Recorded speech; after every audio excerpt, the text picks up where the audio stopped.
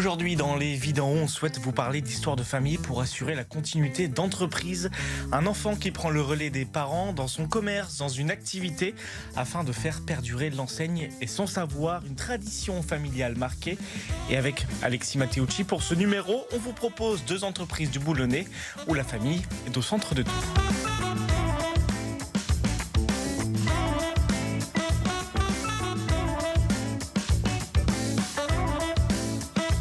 Ici à Boulogne-sur-Mer, il y a eu le grand-père, le père et désormais le fils. La famille Beaucourt tient cette boulangerie depuis désormais 50 ans.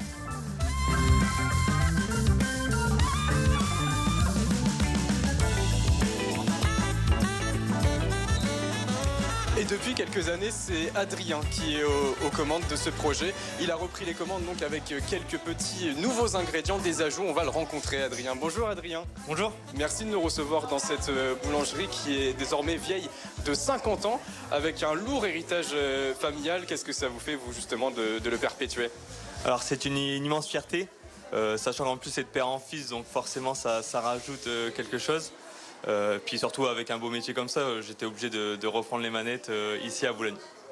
Comment ça s'est déroulé justement la reprise? Vous l'avez pris à votre père, qui l'a lui-même repris à votre grand-père, cette boulangerie? C'est ça, oui. Je suis toujours avec mon père, hein. Il est toujours présent parce qu'il aime bien être là en boulangerie surtout. Et moi je gère ma partie pâtisserie, donc, mais non, ça s'est très bien passé. Oui, justement, on en reparlera un peu plus tard de ce côté pâtisserie-là. Mais vous, c'est dès le plus jeune âge. Vous avez déjà commencé ici, vous avez baigné dans cet environnement familial autour de cette boulangerie. Oui, ça fait 50 ans et en fait, en gros, ici, la boulangerie était beaucoup plus petite. Donc, en fait, à l'époque, on avait à l'étage, c'était notre pièce à vivre, on va dire.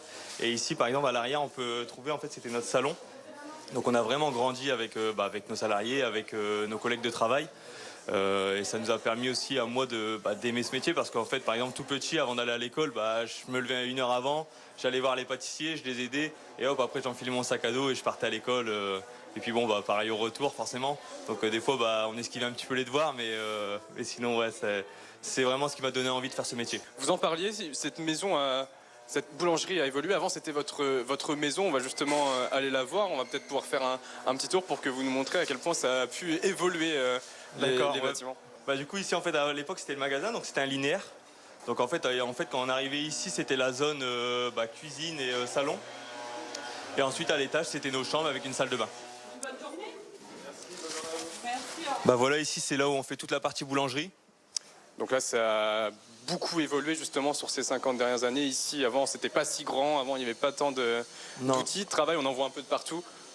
Non, ici, là, on a la zone boulangerie, mais avant, c'était la zone boulangerie, mais aussi tarterie. Et en fait, on a agrandi là-bas, en fait, le labo pour tout ce qui est tarte, parce qu'on a une grosse demande au niveau de la tarterie. Et après, on a agrandi aussi le domaine du stockage et de la pâtisserie qui est là-bas.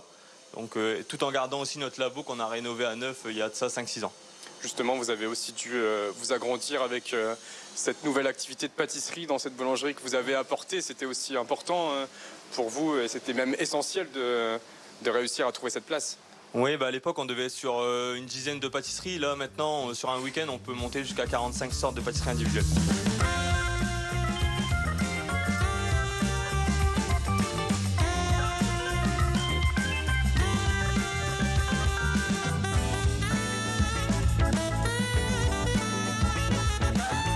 Il y a toujours des nouveautés.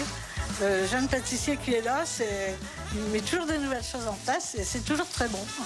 Vous avez déjà testé d'ailleurs ces nouvelles pâtisseries? Oui. Les trempe-l'œil, c'est délicieux. On a vraiment tout, si vous voulez, donc on n'est pas loin. Le chemin vert, c'est merveilleux parce qu'on a tout, en fait. Il y a les pharmacies, il y a les boulangeries, on a vraiment un quartier où faut pas se plaindre, hein, quand on a vraiment tout à dispo, quoi. Ouais, moi je suis né derrière dans le quartier là, et quand j'étais tout petit avec mes parents, on venait ici, déjà ça existait déjà en fait. Et Adrien a repris le flambeau avec son papa. Et franchement, il a révolutionné la pâtisserie vraiment dans le coin, quoi. Regardez, vous voyez, il fait des trompe-l'œil et tout. Franchement, c'est vraiment c'est de l'artisanat pur, quoi. C'est ce qui manque un peu en France maintenant. C'est vraiment cool. Le papa était déjà très bon, hein. Alors, c'est une transmission de génération en génération et je trouve que c'est très très bien. Je trouve nulle part ailleurs ce que je trouve ici. Donc on a vu l'évolution de votre entreprise, votre boulangerie-pâtisserie à travers vos clients, mais il y a aussi de nombreux salariés. Certains sont là depuis longtemps. Vous voulez d'ailleurs nous présenter quelqu'un, Adrien? Oui, alors c'est mon chef pâtissier Fabien. Donc là, ça fait 26 ans qu'il est ici. Bonjour Fabien. Bonjour. Est-ce que vous pouvez justement nous raconter un peu ces 26 années passées ici au sein de la boulangerie-pâtisserie Beaucourt? Oui, moi je suis arrivé en 2000. J'ai fait l'évolution avec le grand-père. J'ai continué avec le père et là maintenant avec le fils. Donc, et puis on espère évoluer encore plus dans les prochaines années, quoi. Vous avez senti, vous, cette évolution au sein de cette boulangerie? Oui, totalement. Ouais. Ouais. C'est nouveaux produits, nouvelles façons de travailler. Et c'est ce qui est intéressant dans notre métier, quoi. Bon, c'était comment avant? Maintenant, vous êtes avec Adrien, mais avec le père, avec le grand-père Bon, ça change pas énormément, quoi. On a une vision des choses un peu plus différente, mais ça change pas beaucoup. Non. Mais lequel vous préférez? Les trois. Les trois. Donc beaucoup de pâtisserie maintenant. C'est un apport que vous avez depuis 26 années. Vous l'avez senti augmenter? Ah oui, totalement. Ah oui. Fabrication et plus, mais plus de qualité. Avant, moins de... Comment vous dire? C'est moins compliqué les gâteaux. Ouais, voilà, moins compliqué, l'organisation mieux. Alors justement, on les a vus, ces pâtisseries, il y en a vraiment beaucoup. Ça nous donne un peu l'eau à la bouche, donc on va tout de suite descendre, aller les voir. Alors là où vous avez apporté de la nouveauté, c'est par rapport à votre formation en pâtisserie. Ça a été la nouveauté de l'enseigne. Pourquoi? Tout d'abord parce que, étant pâtissier, étant fan de mon métier, j'ai voulu apporter ma touche personnelle. Donc avec certaines pâtisseries. Donc par exemple, on peut regarder là ici le Boulogne. Donc ça, c'est un gâteau en fait avec un crumble spéculoos, crème vanille, biscuit chocolat et une mousse chocolat au lait. Et une fine feuille de chocolat noir où on vient en fait faire le dessin de la basilique de Boulogne. Donc c'est vraiment un petit clin d'œil à la ville de Boulogne-sur-Mer. Et après, on a aussi les classiques comme le Calais ou le Côte de Pâle. C'est une sensibilité, la pâtisserie, que vous avez depuis le plus jeune âge, on en parlait tout à l'heure. Ouais, je pense que c'est la branche où je m'éclate le plus, où vraiment j'aime faire ce que je fais là actuellement. Justement, pour valider le bachelor que vous avez eu à l'École nationale supérieure de pâtisserie, vous avez détourné le Paris-Brest avec votre vide lintal. Ouais, en fait, en gros, c'était un diplôme sur 3 ans, donc c'était un bachelor. Donc c'était le bachelor à l'ENSP par Alain Ducasse. Et en gros, on devait revisiter une pâtisserie traditionnelle en pâtisserie locale. Donc en fait, moi, j'ai choisi le Paris-Brest et en fait, je l'ai détourné à l'époque en Paris-Boulogne. Et après, je l'ai redécliné par la suite en Boulogne, du coup, là, actuellement. Et après, en fait, j'ai pu aussi, après mes études, vu en fait, en gros, les diplômes qu'on a eus et les compétences qu'on avait, j'ai réussi à refaire tout ce qui est trompe-l'œil. Donc en fait, c'est des petites nouveautés, mais voilà, c'est ce qu'on propose maintenant en boutique. Oui, il y a aussi une raison, c'est parce que vous avez eu Cédric Grolet dans votre formation. Ouais, c'était mon parrain de formation du coup. Donc on a pu le voir 2-3 fois lors de la formation. Et ouais, après on a eu des très bons profs là-bas, donc c'était vraiment top au niveau pâtisserie. Et vous êtes même allé un petit peu plus loin dans l'utilisation des produits locaux, puisque dans votre pâtisserie, vous utilisez aussi des poissons, comme on peut le voir ici avec ces chocolats. Ouais, on a fait des petits clins d'œil avec de la friture ou des œufs, enfin des œufs, pas forcément des œufs, mais des coquillages pralinés. Globalement, les clients, ça a un impact pour eux d'avoir cette inspiration locale? Je pense que le local plaît toujours plus aux clients parce que forcément ça a une attache pour lui. Enfin là, avec ce petit clin d'œil là, forcément les gens se disent en gros, voilà, on est à Boulogne-sur-Mer, on veut offrir quelque chose de Boulogne, voilà, on peut offrir quelque chose avec des coquillages, ça rappelle un peu la mer, ça rappelle la ville de Boulogne-sur-Mer. Alors en rentrant dans la boulangerie, à l'extérieur, on a vu un portrait. Est-ce que vous pouvez nous expliquer de qui il s'agit? Alors c'est mon grand-père. Donc en fait c'est mon père, il a voulu rendre hommage à mon grand-père à l'époque. Donc en fait il avait fait tout le packaging et son portrait sur la devanture du magasin. Donc c'est un petit clin d'œil pour mon grand-père. Un clin d'œil qu'on retrouve donc de l'extérieur jusqu'aux boîtes de gâteaux. Ouais. Est-ce qu'on peut le voir un peu ici, voilà? Ouais, là on peut voir une boîte avec justement le packaging avec mon grand-père dessus. Quand vos aînés, votre père ou votre grand-père voient ces pâtisseries, qu'est-ce qu'ils en pensent, qu'est-ce qu'ils vous disent? Au début, c'est vrai que c'était un peu fou pour eux parce qu'on était à Boulogne, ils m'ont dit ça c'est des gâteaux plus qu'on va vendre à Paris, donc ils y croyaient pas forcément. Après mon père m'a toujours dit essaye, on verra bien, dans tous les cas on n'a rien à perdre et le client je pense que s'il trouve ça bon il rachètera. Et au final je pense qu'on a le bon retour par nos clients parce qu'on a que des bons retours, on est félicité énormément en boutique. Donc non, un grand merci à nos clients déjà de nous faire confiance parce que s'ils ne nous feraient pas confiance on ne pourrait pas les faire et on ne pourrait pas les commercialiser. Alors c'est vrai que quand on arrive dans la boulangerie-pâtisserie, on voit énormément de pâtisseries dans cette vitrine. Une boulangerie-pâtisserie avec une devise, j'ai cru comprendre, c'est la gourmandise. C'est ça, ouais. En fait, en gros, c'était mon mot d'ordre parce que je disais toujours à mes pâtissiers, surtout les gars, quand vous faites une pâtisserie, il faut vous mettre à la place du client et il faut qu'il trouve ça gourmand. Parce qu'en fait, s'il trouve pas ça gourmand, pour moi, ça veut dire qu'en gros, il l'achètera pas par la suite. Et donc, est-ce que votre grand-mère Marie-France trouve ça gourmand aussi? Vous nous avez dit qu'elle était très exigeante. Ouais, puis c'est elle qui valide les pâtisseries. Donc en fait, quand je fais une création, souvent j'en mets une de côté, je lui apporte et puis c'est elle qui fait la validation en interne lorsqu'elle l'a goûté. Vous êtes encore jeune, 30 ans. Un jour, quand il sera question de passer la main, est-ce que vous avez déjà un peu pensé à la relève? J'ai mon fils qui a 4 ans là. Je vous cache pas qu'il vient de temps en temps m'aider. Par exemple là, il y avait les galettes des rois, donc il est venu le dimanche m'aider à faire toutes les cuissons. Il s'éclate déjà. Après franchement, je lui laisse le temps. Il a que 4 ans, donc pas de pression. Mais après, s'il veut faire ce métier, pourquoi pas? C'est un magnifique métier. L'ourson Sandro. Oui, t'as fait une surprise.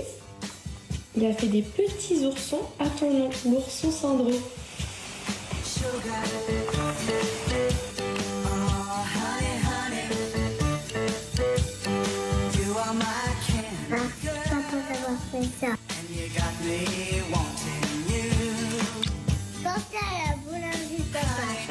Pour l'instant, il déguste déjà les pâtisseries de papa avec beaucoup de plaisir.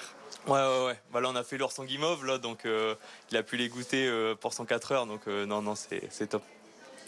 Merci Adrien. Et à noter que cette enseigne va bientôt voir le jour à Saint-Martin-de-Boulogne.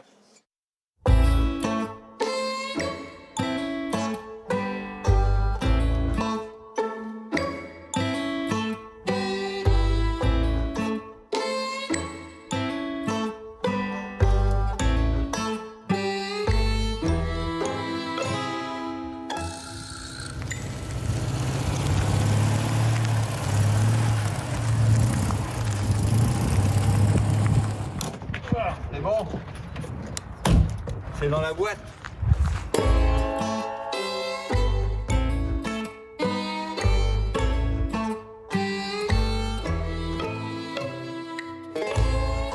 Bonjour Jean et Anthony. Bonjour. Arrivée fracassante dans cette 2 chevaux, et c'est sympa cette 2 chevaux devant votre devanture. Oui, tout à fait. En plus, c'est une 2 chevaux qui n'a que 2000 km d'origine, donc c'est rarissime de trouver ça. Elle est à vendre? Ah non, pour l'instant, elle n'est pas à vendre. Pas à vendre. Parce qu'ici, on est sur les antiquités phalliques. C'est un milieu qui détonne pour vous deux, Jean, peut-être. C'est un milieu qui est aujourd'hui plus trop à la mode, c'est ça? Disons que les meubles des parents, des grands-parents ne sont plus d'actualité. C'est fini les enfants qui gardent les meubles des parents comme avant. Il y a une rupture là. Et la mode est plutôt aux années 60, 70, les vintage comme ils disent. Et on a beaucoup de mal à meubler les vrais meubles, comme on dit, mais qui n'ont plus du tout la cote. Voilà. Anthony, c'est vous qui êtes en gestion aujourd'hui de ce lieu, c'est le même sentiment? On est à deux, hein. De toute façon on travaille à deux. Hein. Oui, parce que le père ne reprendra jamais sa retraite, il aura toujours l'œil. Exactement. Puis comme il dit, c'est vrai qu'on est, je dirais, maintenant plus décorateur qu'antiquaire, parce que les gens vont acheter un meuble parce qu'il leur plaît. On a beau leur dire que c'est un meuble d'époque, c'est plutôt la façon dont il était relooké qui va décider leur achat ou pas. Hein. Aujourd'hui, on va revenir un petit peu donc sur l'histoire des antiquités phalliques. Jean, oui. Comment est-ce que vous avez commencé dans le métier à la base? Vous étiez prof de gym, pas destiné à faire ce métier? Prof de gym dans les lycées et les collèges. Et j'ai eu le virus en faisant des brocantes le dimanche, en allant chiner. Donc j'ai fini par acheter une petite camionnette et j'allais chiner dans les campagnes. Et je ramenais un tas d'objets un peu à la mode à l'époque. Et j'ai ramené un copain qui avait ouvert le magasin que vous voyez derrière vous et qui lui avait ouvert un des premiers dépôts-ventes de la région. Et lui vendait de l'outillage, des stocks d'outillage de fin de série ou de l'occasion. Et il m'a dit, comme j'ai de la place, eh bien écoute, tu peux mettre des choses en dépôt, des bibelots, des objets, des meubles. Et puis un beau jour, il m'a dit, écoute, je vends beaucoup plus tes affaires que les miennes, donc si tu veux, je te laisse la place. Donc de ce fait, je lui ai loué le bâtiment et j'ai commencé comme cela à déposer, à vendre. Au début, c'était que le week-end parce que j'étais en parallèle avec mes cours et je pouvais venir que le samedi, dimanche. Et puis petit à petit, j'ai abandonné l'enseignement et je suis devenu brocanteur ou antiquaire selon ce qu'on vend. Voilà. C'était le bel âge de ce métier-là à ce moment-là quand vous le faisiez? Oui, exactement, parce qu'on a ouvert en 78 ici, donc c'était encore l'époque où tout se vendait, tout s'achetait. Mais la mode a fortement changé, comme je vous le disais, et actuellement, il n'y a plus que les meubles 60s vintage qui se vendent. Anthony, comment elle s'est transmise cette passion aujourd'hui pour reprendre cette société? C'est par le fait de traîner peut-être en étant enfant dans les différents... Parce que c'est vraiment immense ici, 1500 mètres carrés d'entrepôt, c'est ça? Alors on va pas compter, on s'est amusé un peu à regarder, mais je pense que il y a quoi? Il y a millions d'objets. Oui, bon, on fait. Comment ça s'est transmis cette passion? Naturellement? Je suis dedans depuis tout petit en fait. Donc comme vous dites, ça s'est fait naturellement. Il est arrivé un moment où je voulais changer de métier et puis ça s'est fait tout seul en fait. Mon père m'a dit écoute, il y a assez de boulot pour deux ici, donc viens bosser avec moi. Et depuis 2010 maintenant, je travaille avec lui, voilà, tout simplement. Comment est-ce que vous le voyez, vous, ce métier évoluer aujourd'hui? Comment vous adaptez aux nouvelles pratiques? Les modes passent très très vite. Voilà, c'est-à-dire qu'il faut être très réactif. Il y a des modes. La mode de l'industriel, par exemple, le soufflet retombe, là, mais là, ça se voit là, sur une année, ça change complètement. Il y aura d'autres besoins généralement qui vont se créer. Les modes 60-70, donc, comme il dit en ce moment, c'est vrai que c'est un peu le vent en poupe, mais bon, je sais très bien qu'il faudra passer à autre chose ensuite, et il faut être à l'écoute de ce que demandent les gens. Regardez un peu ce qui traîne dans les magazines. Ce dont les gens parlent au niveau des reportages à la télévision, etc. Et puis Internet. Internet aussi, il faut y être présent. Il faut une meilleure organisation parce que qui dit Internet, c'est des achats des fois lointains. Il faut organiser des transports. Il ne faut pas se louper là-dessus, quoi. Voilà. On s'est un petit peu baladé dans les allées des entrepôts. On a vu des objets plutôt classique, on a vu une tour Eiffel. Effectivement. Une tour Eiffel à vendre. Ouais. Par contre, il faut de la place, elle est haute. Il faut de la place. Bon, elle est transportable, elle est en 3 parties, elle est en bois, donc ça. Voilà. Il faut. C'est pas la vraie, non. Mais il faut malheureusement. Toujours avoir des trucs comme ça dans les entrepôts, ça fait parler en fait. Alors, on sait très bien qu'une tour Eiffel, on va pas la vendre. Bon, puis elle fait 8 mètres, c'est pour les gens qui nous écoutent, c'est pas la grandeur nature heureusement, mais il faut toujours avoir un truc comme ça dans un magasin, ça fait parler, ça fait venir les gens. On avait eu d'autres trucs avant, on avait un éléphant en métal, mais grandeur nature aussi, ça a fait parler pendant un moment. Et il est pas loin d'ici, il est à Grand-Fort-Philippe en fait, il est devant un restaurant. Et bon, il faut toujours se démarquer, quoi. Est-ce que tous les deux, quand vous baladez dans vos allées, vous redécouvrez les objets? C'est de l'émerveillement permanent de découvrir des objets que vous avez dans vos stocks? C'est-à-dire qu'au fur et à mesure qu'on passe devant, s'émerveiller, oui et non, parce qu'on en voit tellement. Après, il se peut qu'il y ait... Il y a peut-être certains que vous avez oublié, que vous l'aviez, et puis se dire, ah oui, celui-ci il existe et je l'aime beaucoup. Voilà, et puis après, on peut avoir une belle pièce dans un magasin, ça on le sait. Puis qu'on passe devant, on regarde, quoi, parce que c'est une certaine fierté de l'avoir aussi. Elle est à vendre, mais on est content de l'avoir aussi, quoi. Voilà. Sur les tempéraments, Jean, est-ce que votre fils et votre portrait craché, le même vendeur que vous? Est-ce que il y a des petites différences? Oui, ça va, on s'entend bien. De temps en temps, il y a des petites contrariétés, mais c'est comme dit mon fils, c'est le conflit de génération. On n'a pas les mêmes optiques, les mêmes idées, mais on finit toujours par s'entendre. C'est l'intérêt de la maison. C'est parce que le métier a évolué justement, c'est sur ces pratiques-là surtout que peut y avoir des différences d'appréciation. Oui, et puis moi j'ai du mal à ne pas prendre ou abandonner des choses qu'on ne vend pas depuis plusieurs années. Alors que mon fils lui dit allez, on jette. Mais bon, on les a payés, donc ça fait mal au cœur. Anthony, qu'est-ce qui vous a vraiment motivé à vous investir pleinement dedans depuis 2010? Est-ce qu'il y a ce côté passion et il y a cet héritage familial qui a beaucoup marqué, qui vous a beaucoup marqué? Les deux, l'héritage familial, quoi, parce que comment dire, une société comme ça, du jour au lendemain, s'il arrête, c'est malheureux de laisser péricliter, quoi. Donc, puis ça appelait beaucoup à la population du secteur. Il y a des gens sont devenus des copains, des amis, ils viennent se balader le week-end. rapide. C'est une façon de faire. Et puis, il y a la partie... Oui, il y a un côté famille, en fait, qui s'étend avec les gens qui viennent et qui peuvent revenir. Exactement. Puis, il y a la partie intéressante du travail. Hein, comme d'autres boulots, les journées ne sont jamais les mêmes. C'est ça qui est sympa. Hein, quand on va faire des adresses chez les gens, on ne sait jamais sur quoi on va tomber, quoi. Voilà, c'est comme une boîte de chocolat, hein, c'est ça. La fameuse tirée du fameux film, évidemment. Ouais. Jean, quand vous avez su que votre fils allait vous accompagner dans cette histoire, dans cette aventure, c'était quoi les émotions que vous avez ressenties? Bon, ça s'est fait petit à petit et ça n'a pas été brutal. Donc, à l'origine, on avait déjà ouvert un magasin sur Boulogne. Il le tenait tout seul et puis bon, à Boulogne, ça n'a pas trop bien marché. Donc, il est revenu ici pour m'aider, en fait. Donc ça s'est fait progressivement, en fait. Et vous étiez heureux de le voir venir à vos côtés? C'est une aide. Hein. On se complémente. Puis il y a la comptabilité à faire, c'est lui qui s'en occupe. Ouais. Les petites tâches un peu plus pénibles, on donne les ordinateurs et les Internet et tout ça, c'est pas ma génération. C'est dur. Voilà. Vous complétez, en fait, c'est parfait. Exactement. Vous avez deux profils qui se complètent très bien. Est-ce que ce lien aussi au travers de cet endroit, alors le travail, on va dire ça comme ça, mais je pense que pour vous c'est surtout une passion, ça a alimenté autrement aussi votre relation père-fils à travers les antiquités? Oui, tout à fait.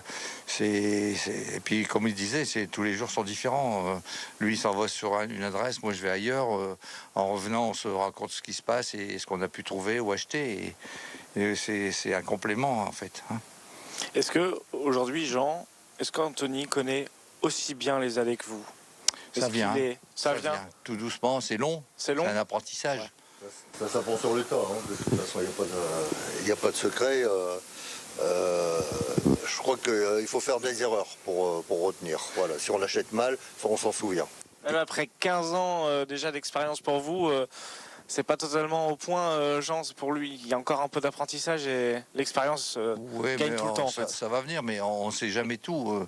Et c'est à force de voir les choses régulièrement et répétitif qu'on apprend. Les signatures des tableaux, les signatures des bronzes ou les objets, le style et l'époque. Et puis les copies, il faut faire attention. Il y a beaucoup de meubles ou d'objets qui sont des copies et ça se voit pas au premier abord. Mais bon, c'est à force de voir, c'est l'habitude, comme dans tout métier. Et chercher les objets certifiés. Jean, est-ce que vous avez eu aussi des objets, je crois, assez rares aussi, que vous avez pu avoir dans vos stocks, que vous avez pu vendre au cours de votre carrière? Oui, rare, c'est surtout la valeur qui fait la rareté, en fait. Plutôt d'exception, alors? Oui, j'ai eu il y a une trentaine d'années un lustre qui était signé d'un grand maître art déco qui... J'ai pas osé le vendre au magasin, je l'ai ramené sur Paris et ça a été vendu à Drouot, vous voyez. Très bien, mais bon, ça n'arrive pas tous les jours, malheureusement. Et pour vous, Anthony, peut-être des rêves d'avoir ce genre d'objet ou c'est plus trop la pratique aujourd'hui? On l'espère tous. On l'espère tous, quels que soient même nos collègues dans le travail, espèrent trouver la belle pièce un jour, quoi, pour faire aussi un bon bénéfice, hein, parce que bon, on est quand même là pour travailler et gagner sa vie. Hein. Anthony, est-ce que vous avez des enfants, peut-être? Oui, j'ai 2 filles, oui. Est-ce qu'un jour, vous rêvez d'en voir une d'entre elles ou les deux reprendre, peut-être amener une 3e génération sur l'entreprise familiale? On ne sait pas de quoi l'avenir sera fait, mais bon, pour le moment, il y en a une de 21 ans, une de 17. Pour le moment, elles ont pris d'autres voies. Bon, voilà, l'avenir le dira. Là, je ne peux pas vous répondre. Bon, on verra ça évidemment à l'avenir, mais en tout cas les antiquités phalliques. Vous pouvez nous rappeler un petit peu les horaires d'ouverture aussi pour les gens qui pourraient être intéressés? Oui, alors nous sommes ouverts tous les jours de l'année, sauf 2 jours, Noël et Nouvel An. Mais on n'ouvre que l'après-midi de 15h à 19h. Parce que le matin, il faut aller chercher les objets ou c'est la gestion de stock le matin. Ou les livrer et puis ou estimer. Enfin, c'est un métier où il faut bouger beaucoup et on fait ça le matin. Comme ça nous permet d'être libre l'après-midi et de recevoir les clients à longueur de l'année. Eh bien, on espère que les clients viendront évidemment. Merci beaucoup à vous deux pour le temps. Merci pour nous avoir accordé du temps. Et les belles histoires s'écrivent souvent donc en famille, dans la vie de tous les jours, que ce soit aussi au travail, dans des projets qui unissent passion et amour. À bientôt dans un nouveau numéro des Vies d'en haut sur BFM Grand Lille et Grand Littoral.